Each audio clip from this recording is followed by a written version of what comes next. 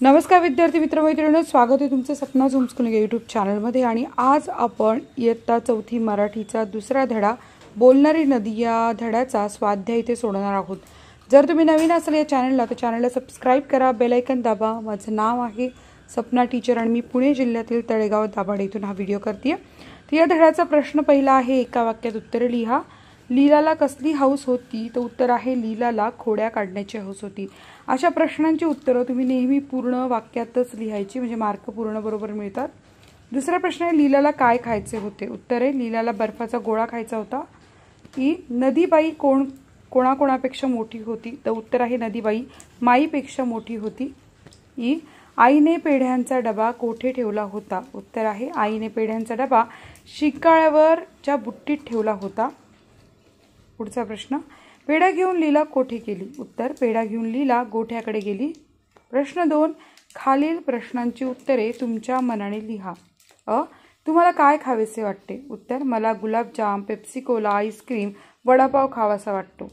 घरातील मोठी माणसे कोणकोणते पदार्थ खाऊ नये तसे सांगतात? उत्तर घरातील मोठी माणसे खूप तेलकट, थंड पदार्थ खाऊ नको असे सांगतात।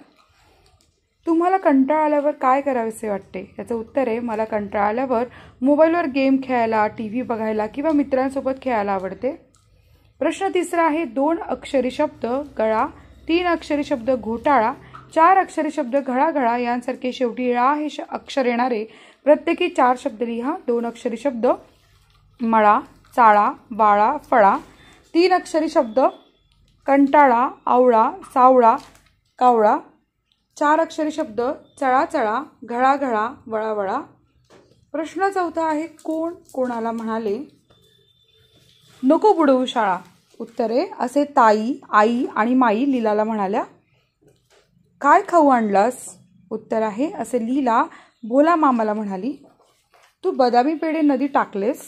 असे आई नीलाला म्हणाली। काय ग लीला, नदी तुझ्याशी बोलते? असे माई लीलाला म्हणाली। प्रश्न 5, खालील शब्दांचे अनेक वचन करा। डबा, डबे, बैल, बैल, बैल या शब्दाचं बैलच अनेक वचन राहतं।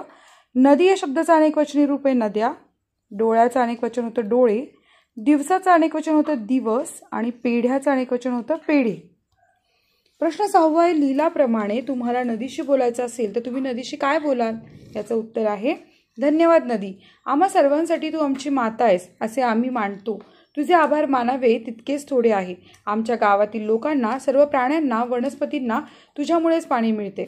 आमचे सर्व जीवन तुझ्यावर अवलंबून आहे, परंतु आम्ही माणसे स्वार्थीपणाने वागून तुझे पाणी खराब करतो। याबद्दल मी खूप दिलगीर आहे। तुझे पाणी स्वच्छ राहील यासाठी आम्ही काळजी घेऊ। प्रश्न 7, या पाठात वावर हा शब्द आलेला आहे। वावर या शब्दांचे 2 अर्थ सांगणारी खालील वाक्य वाचा। रामजीच्या वावरात कापसाचे पीक आहे। वावर म्हणजे शेत आणि सरपंचांच्या घरात लोकांचा नेहमी वावर असतो। तर वावर म्हणजे वर्दळ किंवा ये-जा असे 2 अर्थ वावर या शब्दाचे होतात। आता याप्रमाणे 2 अर्थ असलेले 5 शब्द शोधा। प्रत्येक शब्दाचे 2 अर्थ दाखवणारी वाक्य लिहा। आपण ही वाक्य लिहिली आहेत, लक्षपूर्वक बघा।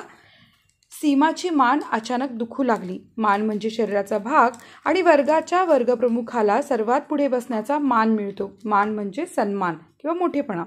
माणसाला 2 कर असतात। कर म्हणजे हात। सीमा लवकर शाळेची तयारी कर। कर म्हणजे कृती करणे। तुझे नाव काय आहे?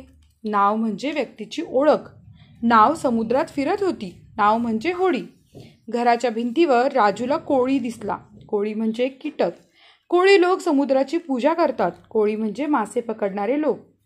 रफिकला पावसात भिजल्याने ताप आला होता। ताप म्हणजे अंग गरम होणे। रात्री डासांचा खूप ताप झाला। ताप म्हणजे त्रास। आता उपक्रम आहे, शिक्षक किंवा पालक यांच्यासोबत तुमच्या गावाच्या नदीवर जा, नदीचे निरीक्षण करा आणि वहीत नोंदवा। तर इथे आहे आपल्या समोर नदीचे चित्र। आता याचं निरीक्षण करायचं आहे, आपण ते निरीक्षण नोंदवूयात। उपक्रम लिहिणं कंपल्सरी असेल तर नक्की याचा उपयोग तुम्ही करा। आमच्या गावात इंद्रायणी नदी वाहते। तिचे पात्र विस्तृत व खोल आहे। नदीचे पाणी वाहते आहे। नदीच्या काठाला गवत आहे। त्या गवतात अनेक पक्षी आहेत। नदीच्या पाण्यात सुंदर बदके आहेत। आजूबाजूच्या प्रदेशात भात शेती व इतर पिके असणारी शेते आहेत। नदीजवळ स्मशानभूमी आहे। नदीपात्रात गायी म्हशी मस्त पोहत आहेत। आता इथे पुढे तुम्हाला माशाचं चित्र दिसते बरं का. आता हे मासे किंवा हे प्राणी आपापसात काय बोलत असेल याची कल्पना करायची आपण. छोटा मासा, आई मला भूक लागली.